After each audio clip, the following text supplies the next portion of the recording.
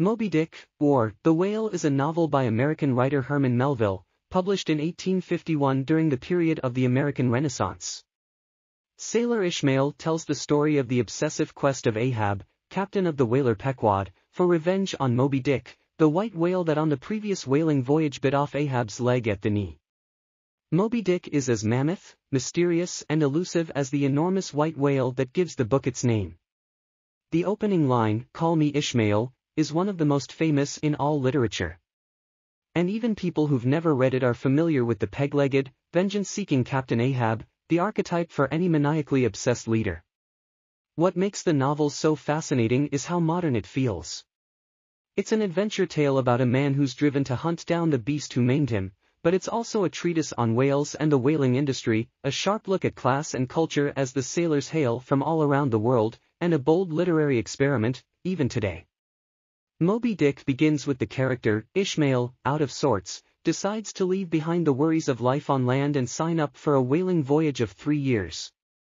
He meets the tattooed Queequeg, an experienced harpooner, and the two become friends for life. After a night or two of intense bonding they sign onto the Pequod, an unpretentious but sturdy whaling vessel. Ready for the voyage, they meet most of the command structure of the ship right away, including the thoughtful first mate Starbuck, the jolly second mate Stubb, and the furious third mate Flask. Captain Ahab, however, does not make himself seen until the ship is well out to sea, choosing instead to sequester himself in his dark quarters. When Ahab does appear, he anxiously paces the deck on his peg leg, talking to himself in gloomy ruminations. Finally, miles from shore, Ahab nails a $16 doubloon to the mainmast and addresses the crew, telling them that the first person to spot a large white whale will earn the coin. Ahab changes the chief mission of the Pequod to hunting the white whale, named Moby Dick, in revenge for taking his leg. Starbuck protests that vengeance against an animal is a pointless pursuit, but Ahab furiously counters that the whole universe has intention, even whales, and that the point of being a person is to strike out at that intention with one's own personality. In the meantime, there are whales to hunt, if for no other reason than to keep the crew in top form and focused for the great battle ahead. Ishmael describes the process of hunting, catching and processing sperm whales and their valuable oil in minute detail. In his own inimitable voice, he combines intellectual inquiries with his personal experiences.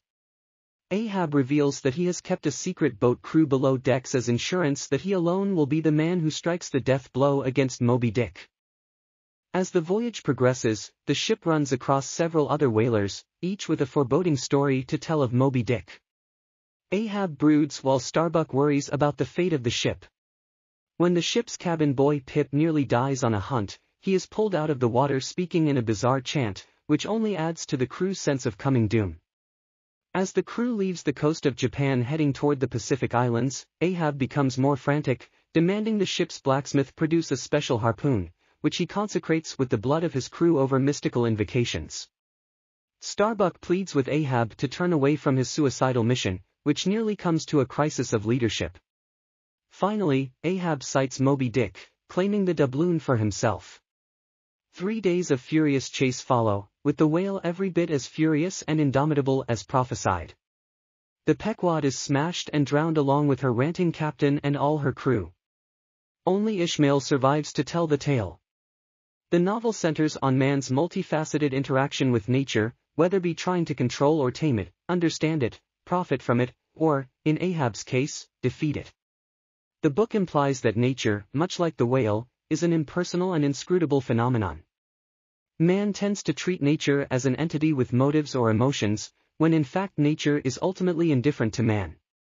The cautious and pragmatic Starbuck is one character who sees the whale as just an animal. He admonishes Ahab for seeking revenge on Moby Dick, saying, "To be enraged with a dumb thing, Captain Ahab, seems blasphemous." Ahab gives a long reply that suggests he sees the whale, not just as an animal, but as the mask for a higher entity, some unknown but still reasoning thing. That inscrutable thing is chiefly what I hate, and be the white whale agent, or be the white whale principal, I will wreak that hate upon him. Talk not to me of blasphemy, man, I'd strike the sun if it insulted me. The novel portrays this defiance as both insane and blasphemous, contrasting it with the attitude of Starbuck, who avoids foolish risks and remains aware that he is there to kill whales for a living and not to be killed by them for theirs. Moby Dick is also about race and racism. The harpooners, Queequeg, from the South Seas, Tashtego, a Native American from Martha's Vineyard, and Dagu, from Africa, are all people of color.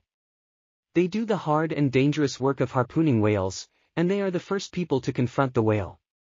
However, they do not receive credit for what they do. For example, Tashtego is the harpooner who slays the first whale killed in the book, but Stubb, the white second mate on the Pequod, is credited with killing the whale. The other mates on the ship, Starbuck, Flask, and the captain, Ahab, are also white. They pursue the glory of killing whales and receive credit for it, while the harpooners, people of color, do the most dangerous work. The whiteness of the whale is also significant, as the whale itself signifies what everyone desires. The fact that what everyone wants is white can be understood as an implicit valuation of the color white. In turn, this means that whiteness, and, by extension, white people eclipse the people of color around them. All anyone can see is whiteness, darkness, and people of color are invisible. Ahab is both a hero and a villain. In making a choice and sticking by it, he can be seen as valiantly exercising free will. But the consequences of his decision transform him into a villain, responsible for the death of such innocents as Pip and good men like Starbuck. His monomania or obsession chains him to a fate worse than that which might have prevailed had he not so stubbornly pursued his goal. Contrasting readings of the novel are possible, and most turn upon the interpretation of the character of Ahab and the choices he makes, or, rather, towards the end of the book, the choices he refuses to make. Not too late is it, even now, Starbuck cries out to him on the third day of the climactic chase. The question is, in depicting a number of situations in which Ahab is given the possibility of drawing back, is Melville establishing a flaw in the individual character, or is he emphasizing the predestined and inescapable quality of the novel's conclusion? For much of the final encounter, the white whale behaves as any ordinary whale caught up in the chase, but in its last rush at the boat, retribution, swift vengeance, eternal malice were in his whole aspect.